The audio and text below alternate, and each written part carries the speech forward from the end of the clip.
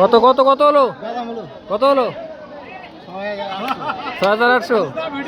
এই তো ৬,৮০০ টাকাতে খাসি বিক্রি হল। দেখেন টুসটুসা লাল খাসি। আসসালামু আলাইকুম everyone, welcome by another blog. আজকে দুইটি বিষয়ে কথা বলবো, সাপার আম বাজার এবং গরু বাজার, ছাগল বাজার।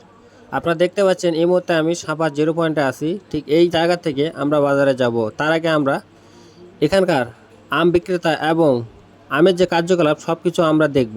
দেখেন আপনারা, প্রচুর পরিমাণে গাড়ি রাস্তার ধারে দাঁড়িয়ে আছে, এখনও জায়গা মতো পৌঁছতে পারেনি। ব্যাপারী তো দূরের কথা, আম যে নিয়ে বাজারে যাবে, যাওয়াটা খুবই হুমকির সম্মুখীন হয়ে গেছে। এভাবে যদি গাড়ি আটকে থাকে তাহলে কেমনে যাবে? সাপারে সবে আম বেচা, তাতে এত গ্যাঞ্জাম।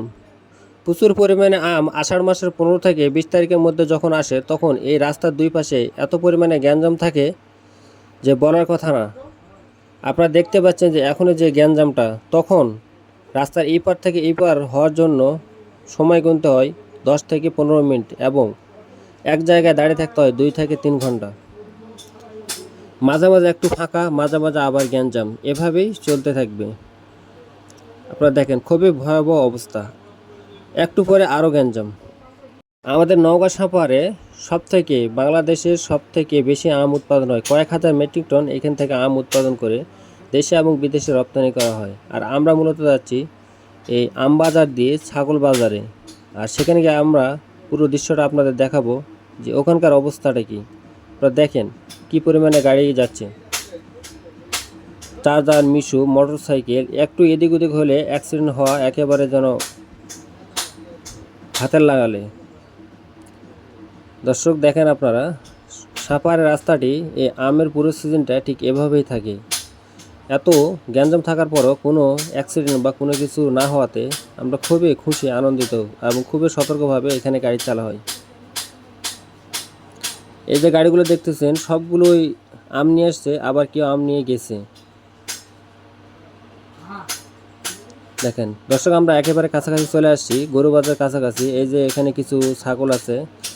আর মুরব্বী বলতেছে যে চার্জারটা আপনারা গ্যারেজে রাখেন। আমরা গ্যারেজে রাখার পর আমরা ধীরে ধীরে প্রবেশ করতেছি। আপনারা দেখেন ঠিক এই বাম সাইড দিয়ে আমরা ভিতরে প্রবেশ করব। আর ভিতরে গেলে আপনারা তো দেখতে পাবেন যে কী অবস্থা বর্তমান বাজারের।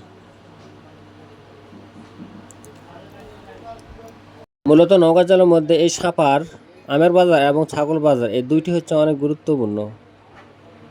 আর এখানে প্রচুর পরিমাণে ছাগল আসে, খুচরা এবং পাইকারি দরে এখানে ছাগল পাওয়া যায়। আপনারা দেখলে হয়তো বুঝতে পারবেন যে খুবই সহজে এখান থেকে এলাকার লোকজনেরা এবং বাইরে থেকে পার্টিরা আসে এখান থেকে ছাগল, ভেড়া, গরু কিনে নিয়ে যায়।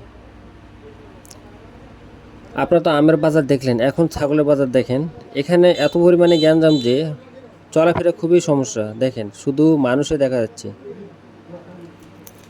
প্রচুর গ্যাঞ্জাম। কিছু পরিচিত ভাই ব্রাদাররাও এখানে আসছে ছাগল কেনার জন্য।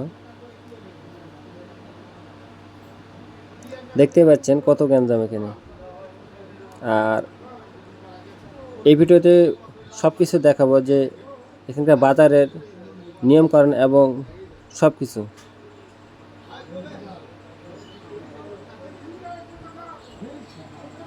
দেখেন দর্শক,